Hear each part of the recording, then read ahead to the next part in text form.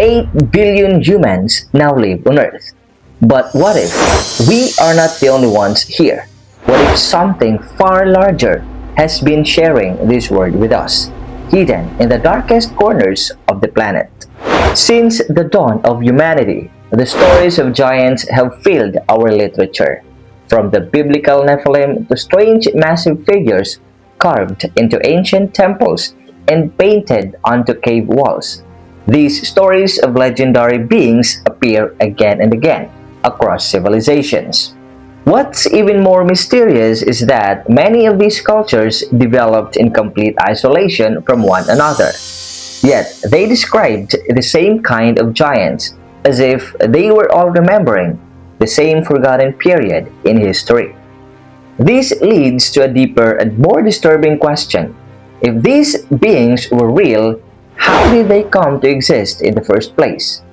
There are many versions on how these beings came to Earth, but the most prominent one is written in the Roman Catholic's Holy Bible. These giants were fallen angels who walked among humans and gave rise to the Nephilim, creatures of unnatural size and power.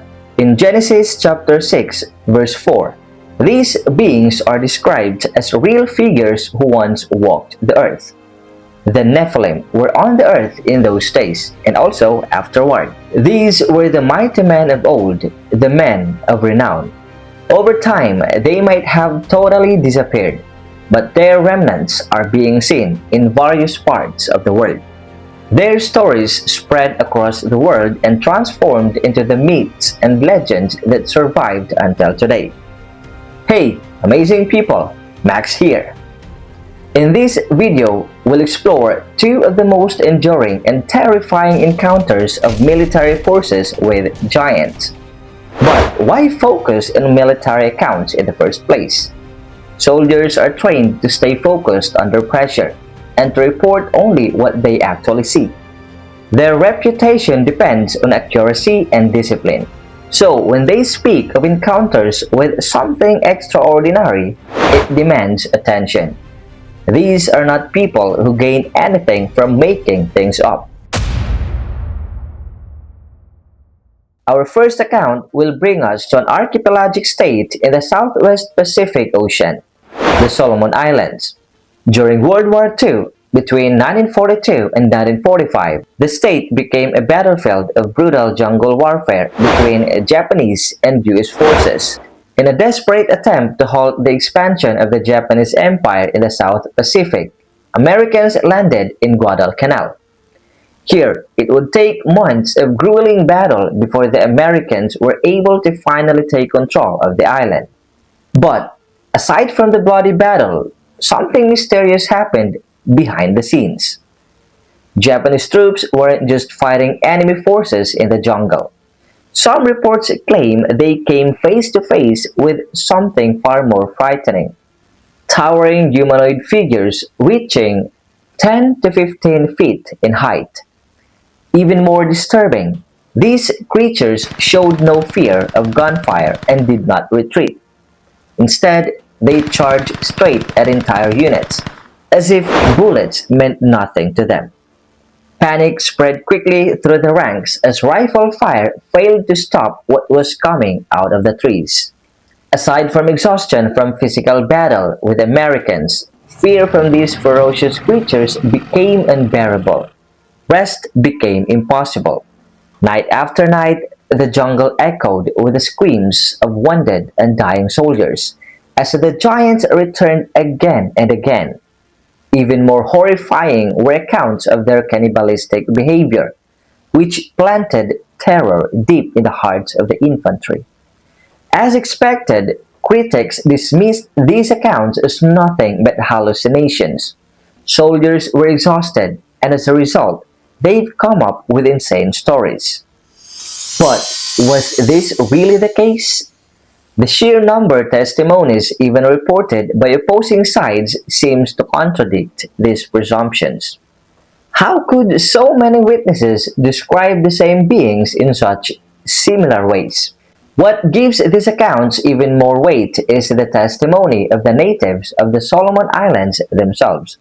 For thousands of years, they have passed down oral traditions describing giants who once lived and may still live on their land. In some accounts, the giants are described as gentle and reclusive. They kept themselves in the deep wilderness, avoiding human contact at all costs. In others, they are feared as ruthless hunters. They lurked in the jungle and would go for a sudden attack. One of the most dedicated researchers to investigate these legends was Marius Boy Ryan, research director of the Solomon Anthropological Expedition Trust Board Incorporated. Based in Australia, Boy Ryan spent years living and working in the Solomon Islands as a helicopter pilot and engineer. In 2010, Boy Ryan published his book, Solomon Island Mysteries, which documented accounts from local villagers, including those shared by his own wife. According to his research, giants were not just legends.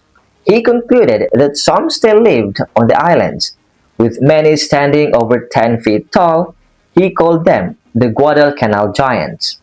These beings were described as having long, black, brown, or red hair, double eyebrows, red eyes, flat noses, and wide mouths.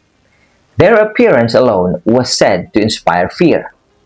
According to the legends, the Solomon Island giants are not solitary creatures. They are said to have their own social structures and may number in the thousands, still inhabiting the island of Guadalcanal today. They supposedly move through vast underground cave systems, allowing them to travel from one side of the island to the other without ever being seen in daylight. Hence, the account of troops' encounters with the giants remains until today, even if no physical proof has ever surfaced.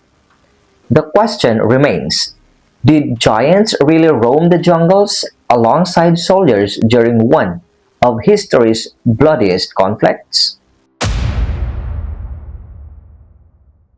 Our next account takes us to the mountains of Afghanistan, where one of the most famous encounters was reported.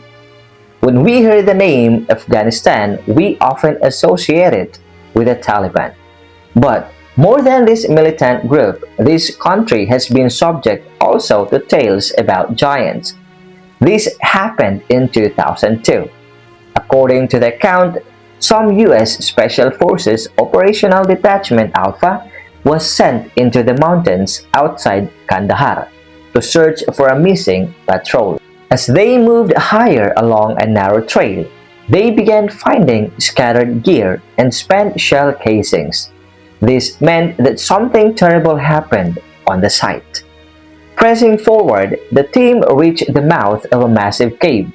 More military equipment lay strewn across the ground, along with piles of bones. One soldier named Dan stepped forward to check the cave entrance. What happened next shocked everyone. A terrifying roar thundered out from inside the cave, filling the air as if something enormous had just been unleashed. A spear shot outward and struck Dan, lifting him off the ground. In an instant, the soldier became a casualty. What stepped out of the cave was beyond anything they had ever imagined. A towering humanoid nearly 13 feet tall emerged from the darkness, its flaming red hair and thick beard glowing in the light. In that moment, they understood they weren't facing an ordinary creature. They were staring at something they believed only existed in stories and films. They had encountered a giant. The soldiers opened fire with everything they had. For nearly 30 seconds, sustained gunfire poured into the giant before it finally collapsed. When they examined the body, the details became even more disturbing. The creature reportedly had 6 fingers and 6 toes, along with a double row of teeth. A Chinook helicopter was called in to extract both the fallen soldier and the massive body. The missing patrol was never located. The special forces were then sworn to secrecy, and forced to sign non-disclosure agreements. No other details have emerged regarding this until several years later. In 2016, one researcher named Snopes contacted the U.S. Department of Defense about the so-called Kandahar giant, but they strongly denied this incident really happened. Later investigations found that the only soldier named Dan who died in Kandahar in 2002 was Sergeant First Class Daniel A. Romero, who was killed in a bomb blast along with 3 others. Was this just a coincidence or part of a massive effort to cover up? Although there is no official evidence, many troops have claimed that the presence of these beings was an open secret. It's something everyone had heard about, but no one was allowed to speak of. Pyramids are among the most breathtaking structures ever created.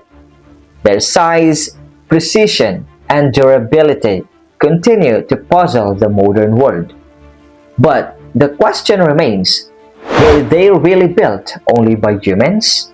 Some believe otherwise. They argue that constructing such enormous monuments without advanced technology would have been impossible for ordinary people. To them, the massive pyramids are evidence that giants once walked the earth.